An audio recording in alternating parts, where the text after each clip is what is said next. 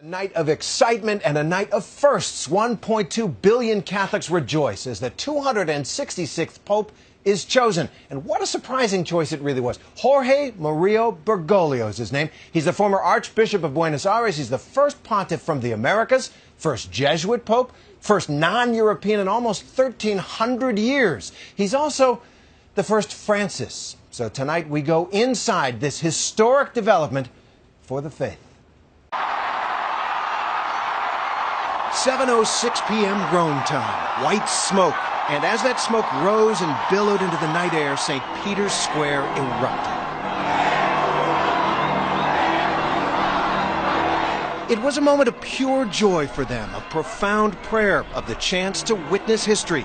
Soon the square was packed with more than 100,000 rain-soaked people, their eyes turned upward in anticipation to the red-draped windows of the Loggia of St. Peter's, everyone waiting to see the new pope. The Vatican band marched into cheers, followed by the Swiss Guards, the Pope's personal troop.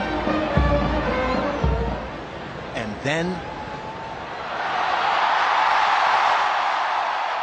French Cardinal Torrens stepped out to pronounce the ancient words.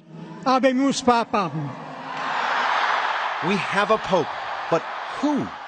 Sancte Romani Ecclesiae Cardinalem Bergoglio. Jorge Mario Bergoglio of Argentina waited in the wings, Vatican TV capturing the moments before he greeted the world under his new name. Pope Francis, the first of that name. A Latin American, where 40% of the world's Catholics now live. And back home in Argentina, ecstatic news broadcasts Para mí, emocionante. proclaimed the history in this moment. El Papa es Argentino. There's so much new about this. It's a Latin American for the first time. It's a Jesuit for the first time. He's taken the name of Saint Francis for the first time, which is clearly a signal that he wants to show a different face of the church. Face of the poor. He spoke softly, simply in Italian, addressing the crowd and the world as brothers and sisters. His first act as Pope Padre nostro was to pray the Lord's Prayer, the Hail Mary, the Gloria.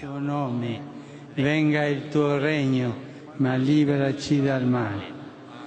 When you look at that piazza and you look around the world at the celebrations going around the world, you have to realize it's a moment of an adoption.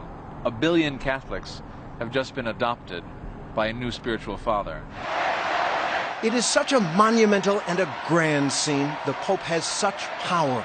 But as if to comment on all that, Pope Francis then did something popes don't do. Facciamo in silenzio. Before giving his blessing, he asked for theirs, for ours, and bowed in silence. He's staking out new ground. He's announcing that he's going to do things differently. He is 76 years old, the son of Italian immigrants to Argentina, who trained as a chemist and danced the tango before discovering his call to the priesthood.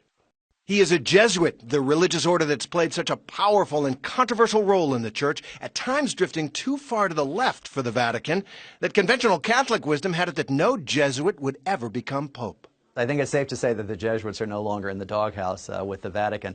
The Jesuits are a religious order founded in 1540 by St. Ignatius Loyola, and as a Jesuit, the new Pope Francis will have been living vows of poverty, chastity, obedience, and the spirituality of finding God in all things.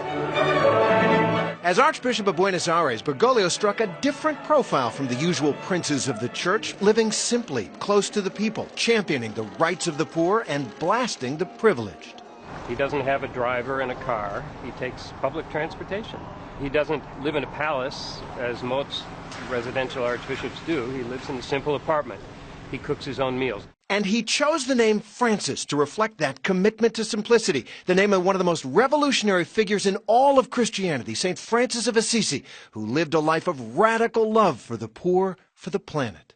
I've always been surprised that no pope has chosen Francis. It really says poverty, simplicity, working with the poor. And I think that's what the church is really about, particularly in the developing world and the southern hemisphere. So it's a reminder of Christ's life of poverty. And just by the choice of name, he has reminded us all of that. Can a pope live simply? That will be very interesting to find out. One of the problems of the church's credibility is that almost everything a pope does is framed in this kind of gilt frame of beauty and art and opulence. And it will be interesting to see if this pope does things differently. But Pope Francis is also a staunch traditionalist. He's compared abortion to a death sentence and called gay marriage destructive of God's plan. But for the faithful in St. Peter's Square tonight, including many Americans, this was about the future, about renewal. I feel like, in a way, a religious inauguration, that feeling of hope and a new beginning, a page turning. This is a great time to be Catholic. Yeah. Cardinal Timothy Dolan of New York told reporters there were high spirits inside the Vatican, too. We toasted him, and then he toasted us, and he simply said, "May God forgive you."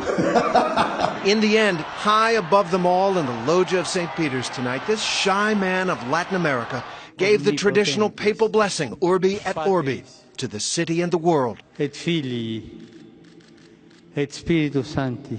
And then, buonanotte e buon riposo. He said a simple good night and slipped back into his new home, his new and very different life.